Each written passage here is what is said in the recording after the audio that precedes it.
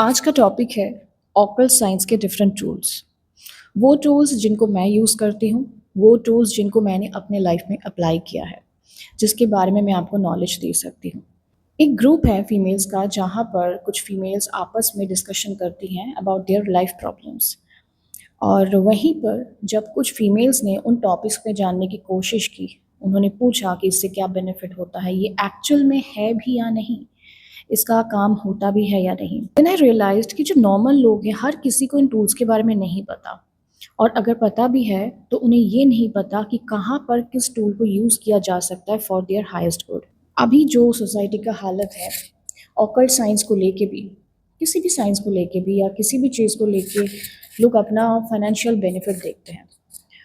अगर इस बात को समझा जाए कि इन टूल्स का यूज़ इसीलिए किया गया था ताकि दूसरों को बेनिफिट मिले, सिर्फ अपना फाइनेंशियल बेनिफिट ना देखें, बट जिनके ऊपर आप ये टूल्स का उपयोग कर रहे हो उनको एक्चुअल में अपने लाइफ में कुछ सोल्यूशन मिले। प्रॉब्लम ये आती है कि जब कुछ लोग ऐसे इन टूल्स का मिसयूज़ करते हैं, तो लोगों के मन में इतना डाउट होता है कि उन्हें समझ में ही नहीं आता कि उनको टूल्स यूज़ करना भी है या नहीं, किस पे ट्रस्ट करें और किस पे नहीं। So the main reason to shoot this video is कि मैं आप लोगों को उन टूल्स के बारे में बताऊं और बताऊं कि आप कहाँ पर कब इन टूल्स को यूज़ कर सकते हैं। जब मैंने अपना ऑकल्ट की जर्नी स्टार्ट किया था, so I started with tarot reading.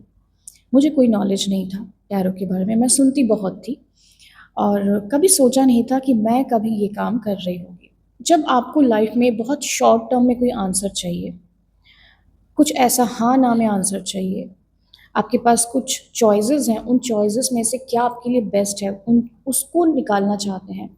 इस टाइप के जो छोटे छोटे डिसीजंस हैं लाइफ के, नॉट द मेजर वन, छोटे छोटे डिसीजंस जो आपकी एनर्जी पे डिपेंड करता है, जो टैरो रीडर की एनर्जी पे डिपेंड करता है, ऐसा कुछ भी जब आप जानना चाहते हैं तो यूज़ द टैरो।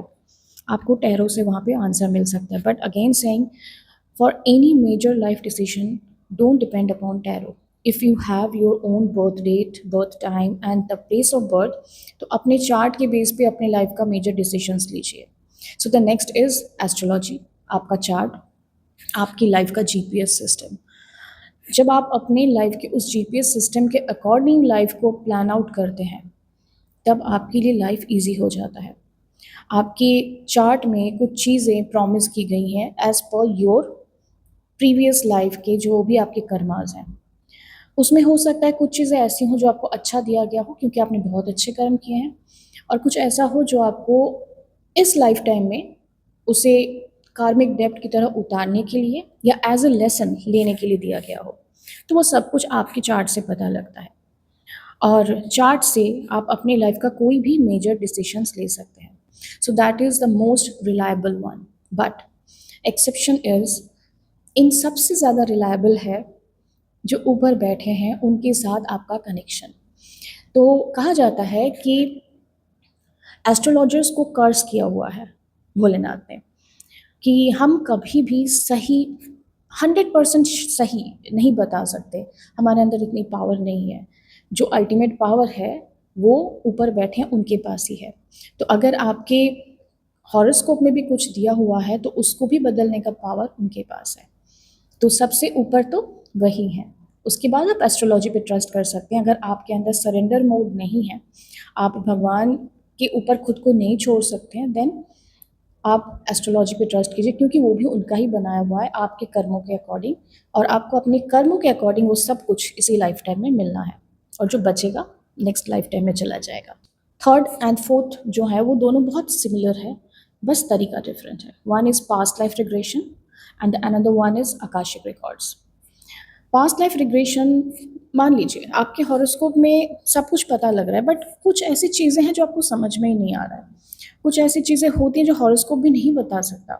उन केसेस में आप पास्ट लाइफ रिग्रेशन या आकाशिक रिकॉर्ड चेक कर सकते हैं। आकाशिक रिकॉर्ड क्या होता है और पास्ट लाइफ रिग्रेशन क्या होता है? पास्ट लाइफ रिग्रेशन होता है आपके पास्ट में जाना और जाके वहाँ से निकालना कि जो भी प्रॉब्लम प्रेजेंट टाइम में आप फेस कर रहे हो उसका रूट कहाँ पर है। नाउ उसका रूट आप कैसे पता करोगे? इतना तो आप जानते ही हैं कि आपके शरीर में जो एक सोल रहता है, वो सोल अभी से नहीं है, बहुत पहले से है, और बहुत सारे लाइफ टाइम को वो निकालते हुए आ रहा है। उस सोल के कुछ कर्मास हैं, कुछ एक्सपीरियंसेस हैं, कुछ लर्निंग्स हैं, सब वो सोल कैरी कर रहा है। अब कुछ चीज़ें जो रह गई हैं, वो जो कैरी करता हुआ आ रहा है ना, तो आपके प्रेजेंट लाइफ टाइम में ना उसका रिफ्लेक्शन होगा ही होगा।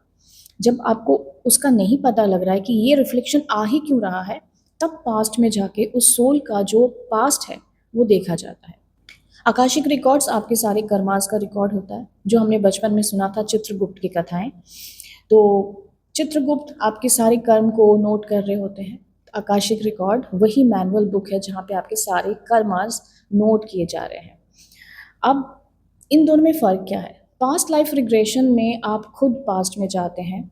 जो भी हीलर हैं या जो मीडिएटर हैं, जो साइकिक हैं, जिन्होंने भी वो जो भी वो प्रैक्टिस कर रहे हैं पास्ट लाइफ रिग्रेशन, वो मेडिटेशन के थ्रू आपको लेकर जाते हैं और आप जाके खुद उसको एक्सपीरियंस करते हैं कि आपने पास्ट में ऐसा क्या किया था जिसकी वजह से आपका प्रेजेंट इम्पैक्टेड है। अब वो कैसे पता लगता है? क्या वो मूवी की तरह दिखता है?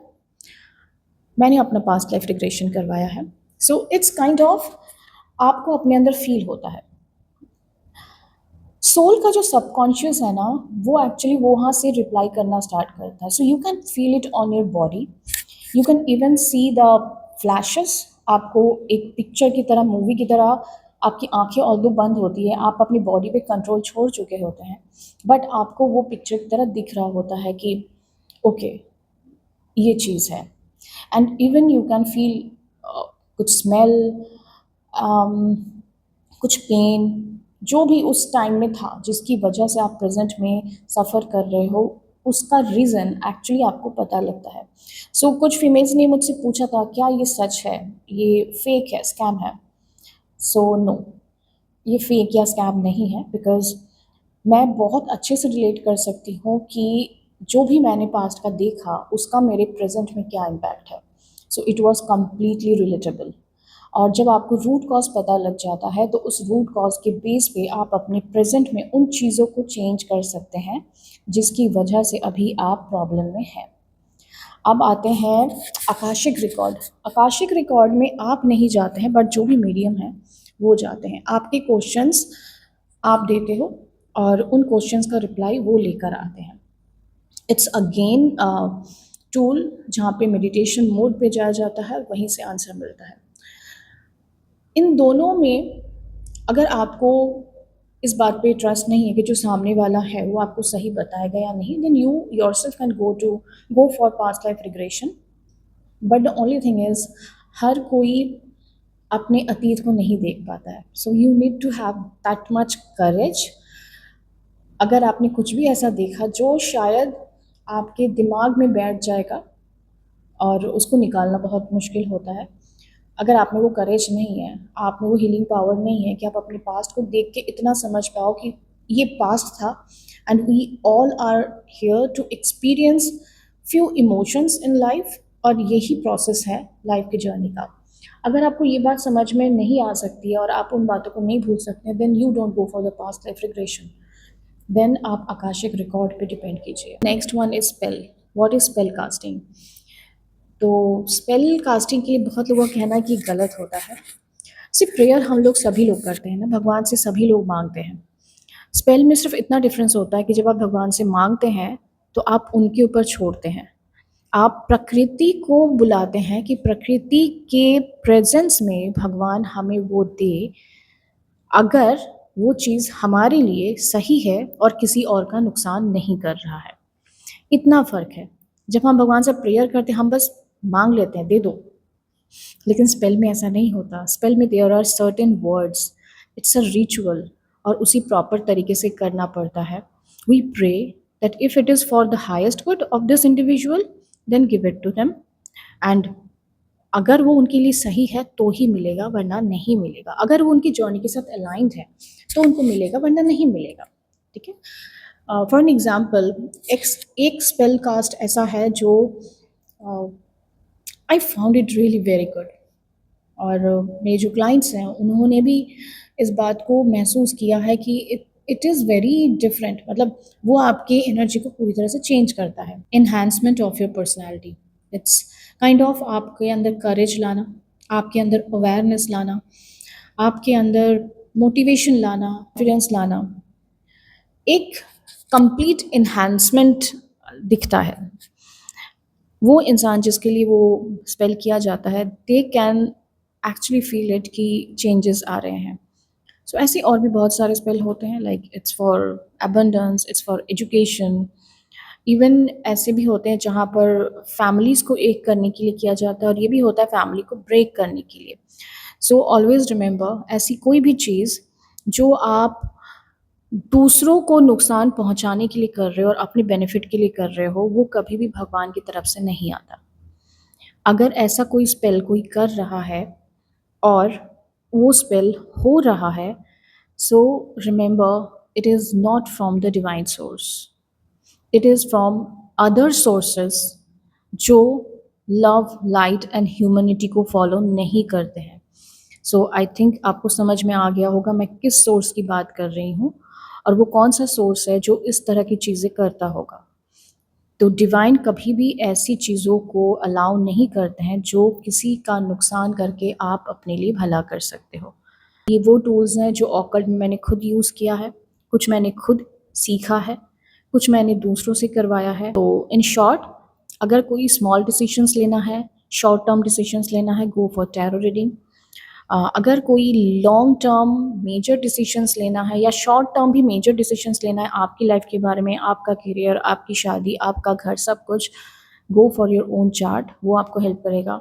अगर किसी का भी आंसर आपको कहीं से भी नहीं मिल रहा है, आपके चार्ट से भी नहीं मिल रहा है, कई बार होता है कि आपको चार्ट से आंसर मिल जाता है, बट जो रेमेडीज़ दी जाती है वो रेमेडीज़ काम ही नहीं करती है। Then you have to go for the root cause, and that is through